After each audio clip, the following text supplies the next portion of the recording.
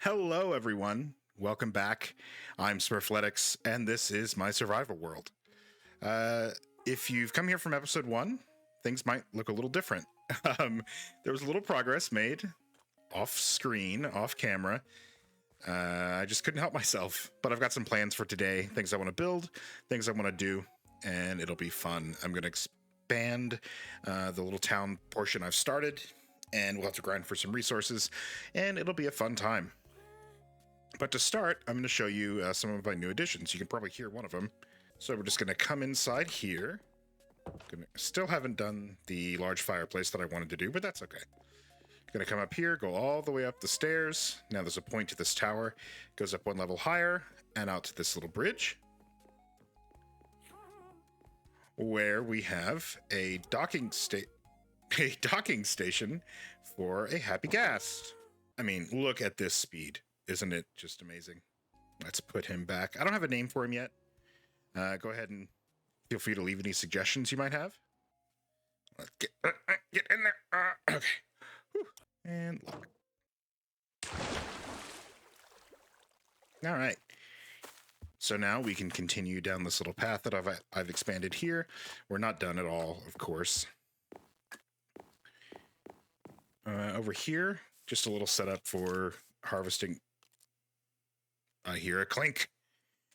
Just set up for harvesting some mushroom stems and mushroom blocks, which I was using extensively for the path here. Here and then down here from the fishing hut, I've added some trees. They're really just vanilla trees. I did sort of a custom-ish one right here. We're not going to talk about that. It's not good. Trees are kind of a blind spot for me, so we're not going to mention it. No other changes really to the fishing hut. We've just filled in the dirt that was missing down below. Sort of, probably make it look prettier. If you remember, my plan was to build a town and a city. And this area I've decided is going to be kind of the tradesmen, the lower class of the city, kind of on the outskirts. The upper class is going to be behind me there, up the hill where I've currently got the cows.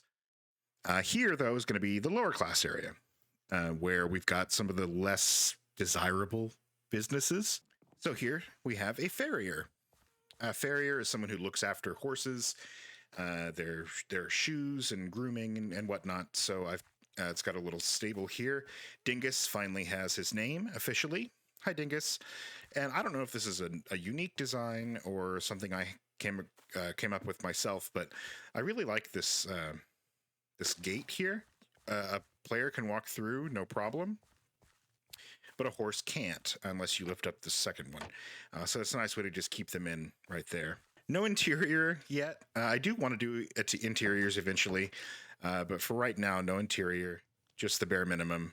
I do have a fireplace here because it is the backside of this little forge that I've got here. Now, farrier would use this to repair horseshoes or create other equipment that a horse might need. Even though the farrier has a little forge here, this isn't really where most of the metal forging or iron working would happen in a small town like this, or indeed in a city like we're planning on building. That would be in its own dedicated smithy. And I want all the buildings I have that I've built here to be functional as best as possible. So like the farrier, there's obviously the stables there that I can keep horses and stuff in. The fishing hut, it's not really a function for it yet, but I mean, obviously I can fish off the pier, so I'll count that. And what I want to do for the blacksmith, which is going to be in this area over here, is it's actually going to house my iron farm. And you can hear a ooh down below. It's because I've already started setting up the iron farm. This is going to be under the foundation of the rest of the forge. So here's my zombie. He's just in a boat. He won't despawn. He doesn't need to be name tagged, doesn't need to hold an item. He just needs to be in a boat.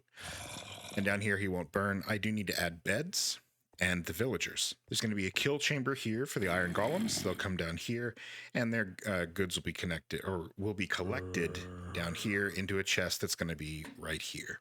So as I said, I have a design made, and I'm going to be building it. However, I will need to gather some resources. I want to stick with a similar block palette to this one. I am using a stone roof instead of a wooden one like I have here. Yeah, but it'll be fun. I'll need to clear out some of this area as well. And eventually there's going to be other stuff up here as well. I'm not going to talk about it just yet, but they're all going to be functional buildings that tie into running this city and keeping it, keeping it working. Okay, I've got the area cleared out.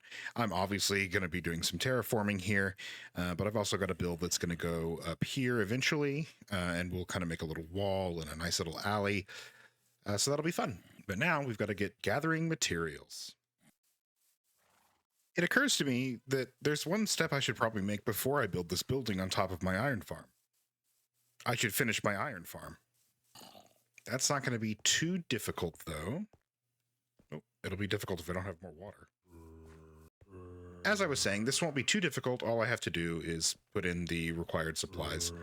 The only thing that might be difficult are the villagers themselves. However, I do have a villager breeder set up in my basement that I've yet to show you. Okay, there's going to be our killing chamber. Very small, very simple. This isn't going to be a big farm by any stretch.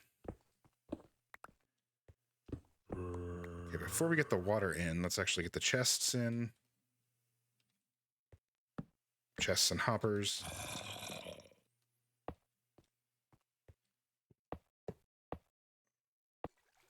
Little glass wall just so I can watch them burn. So that's always fun. These torches here are to prevent spawning of golems. It's just the easiest way. There's prettier ways, but this is simple and works. So the goods will, or the golems will spawn in here. They'll die in the little blade. And then they'll end up down here in that chest. Their goodies will. I do have the beds ready. And all that's left are the villagers. Will you shut up? So up here in my house, I've shown you upstairs. I haven't really shown you downstairs. I've got a little basement heading down here. So I've got a couple of things. What do I have in here? Junk, mostly.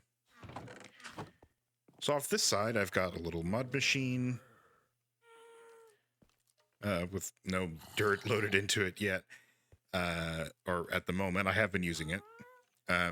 Little snow golem for a snow farm. Oh, where's my shovel? Just point there, infinite snow. And then here is my villager breeder. It's turned off at the moment because I've got 4 or 5 villagers down in the hatch down there. Hello. Yeah, so I put the blocks over here to disable the farm for now, just so I don't have tons and tons of villagers running around. And here they are. They fall down that hole and collect in this lonely little chamber right here. As you can see, I've got a few. And this means I'm going to get to do everyone's favorite thing, moving villagers. The easiest way, of course, would be to use a minecart. However, you remember how I built that iron farm? I'm out of iron, and I really don't want to mine for more. If you watch the first episode, you know I'd rather do anything but mine. So that leaves a couple of options. We've got our Screechy Boy here, and we have boats. That's a long way. I guess we're going to use the Screechy Boy. But in order to use the Screechy Boy, we have to be able to get our villagers out.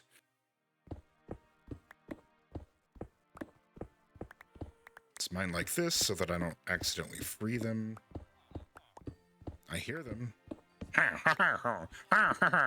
We don't know what's going to happen to us.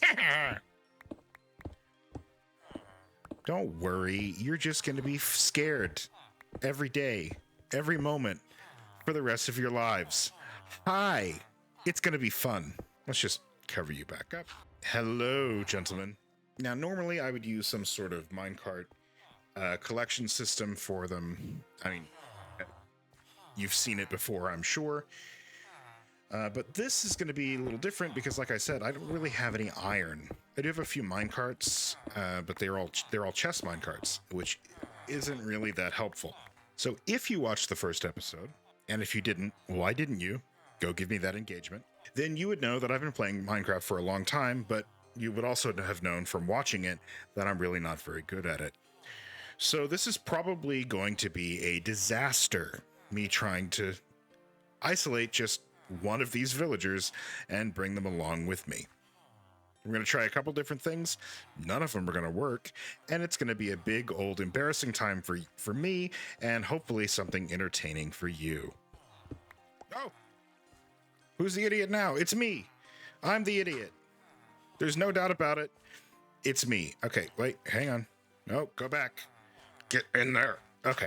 Whew. All right, they're a little more spread out, so this actually might work. Let me build a crafting table and a boat, and we'll see what we can do.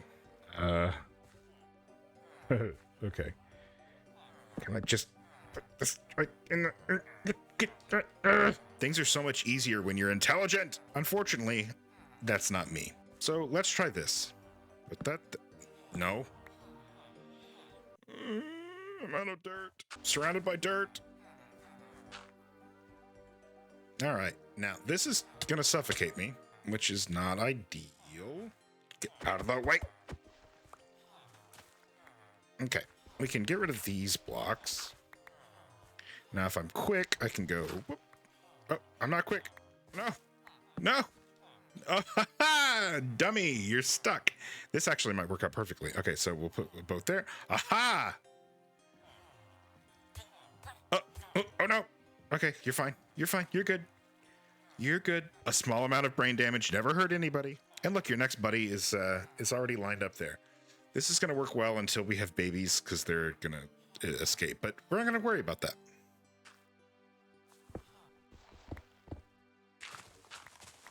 And we're off.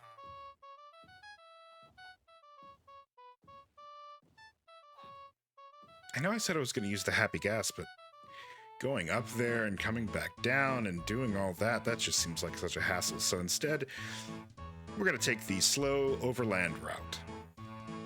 The scenic route, if you will. Attention passengers, on your right, you'll see a mediocre mushroom farm. And to your left, a mountain. We have the idiots down in this hole here. Finally. It was a big pain in the butt. I'm going to cover this up.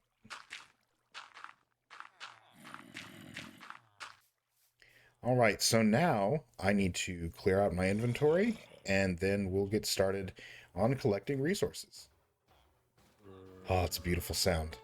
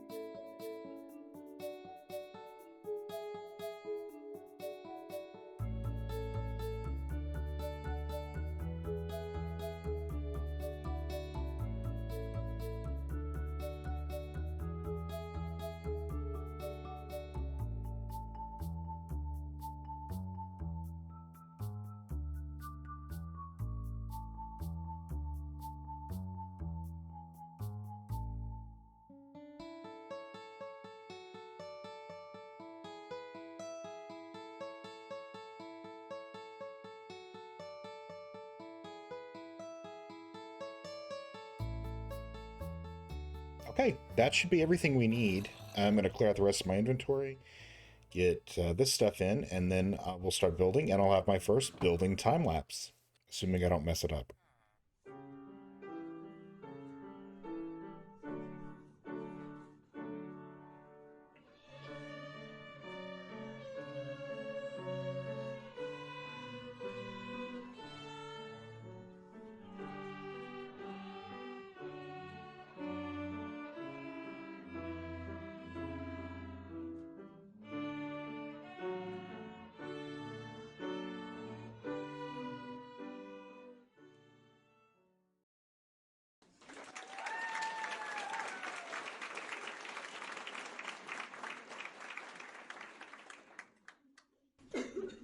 Okay, so it turns out I'm pretty bad at Lightmatica so far. And oh boy. Okay, I'm clearly not finished. I'm gonna knock out the rest of this unrecorded because I'm not good at time lapses yet.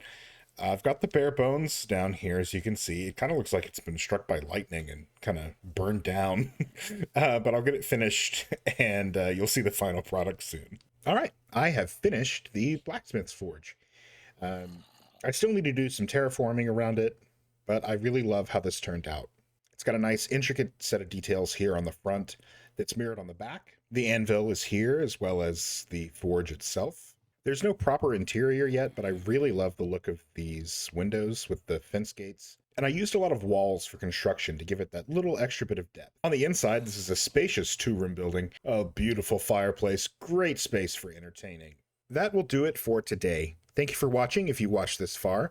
If you liked the video, go ahead and give it a like. And if you want to see more, go ahead and subscribe. I have some great plans for what I want to do with this world and the city that we've just started building. Some interesting lore things, and I don't know. I think it's going to be a really great time, and I invite you to stick around and check it out. Thanks for watching. See you next time. Happy crafting.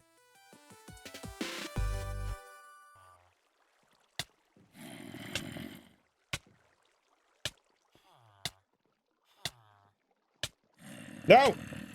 No! Oh, wait. Ah! Uh-oh.